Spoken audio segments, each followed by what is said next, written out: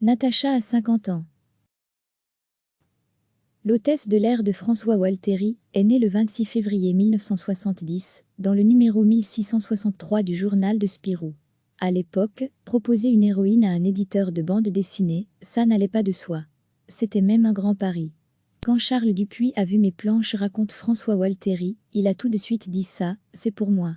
Mais il voulait qu'on termine Benoît Brisefée, qui était son personnage préféré. À cette époque, je travaillais sur le cirque Bodoni. J'ai dit oui et j'ai terminé les 2 albums sur la corde raide. La jupe courte de Natacha et la générosité de sa poitrine ont fait tiquer. François Walteri raconte un coup de fil de son éditeur au moment de publier l'album. Le service commercial était embêté par l'agressivité sexuelle du personnage, qui risquait d'écarter une certaine clientèle. Le projet de couverture en particulier posait problème. Il fut suggéré au dessinateur de masquer d'une main la poitrine, un peu trop avantageuse de l'hôtesse. Finalement, ça donne une couverture plus équilibrée. C'est plus beau comme ça. À cette époque, raconte le dessinateur, on travaillait avec Go chez Peyo, le dessinateur des Schtroumpfs. Il était parti en voyage, et comme on avait de l'avance sur notre travail, on a pensé à une autre série. Go voulait un steward. Un steward, ça voyage, ça permet de raconter des histoires. L'idée est proposée à Yvan Delporte, le rédacteur en chef de Spirou. C'est embêtant qu'il dit Delporte, un steward, encore un mec. Tintin et Milou, Spirou, et Fantasio, Tiff, et Tondu, rien que des mecs. Vous ne pourriez pas mettre une fille à la place? Une hôtesse de l'air au lieu d'un steward? Ainsi fut fait. Ce qu'on a su que plus tard, poursuit le dessinateur, sarcastique, c'est qu'au-dessus de chez Delporte, il y avait un appartement, avec des hôtesses de l'air.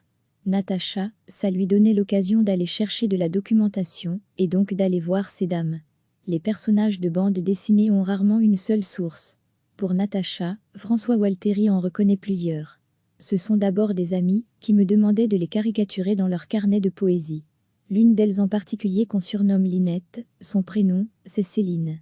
Et puis il y a les vedettes de l'époque, des actrices de cinéma comme Dany Carrel, Mireille Darc, Sylvie Vartan un peu et une autre, moins connue, la femme de Michel Drucker, Dany Saval.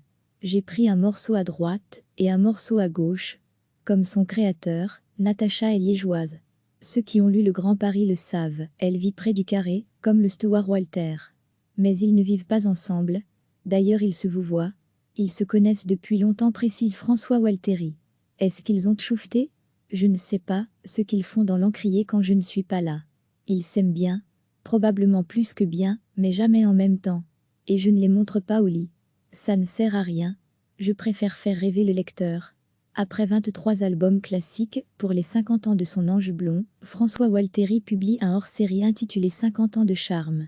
Le dessinateur s'amuse, son hôtesse quinquagénaire y est toujours aussi jolie que Mona Lisa, mais ces instantanés-là ne sont plus pour les petits lecteurs du Spirou de 1970. Recevez chaque matin l'essentiel de l'actualité. Cliquez sur s'abonner pour recevoir les dernières nouvelles.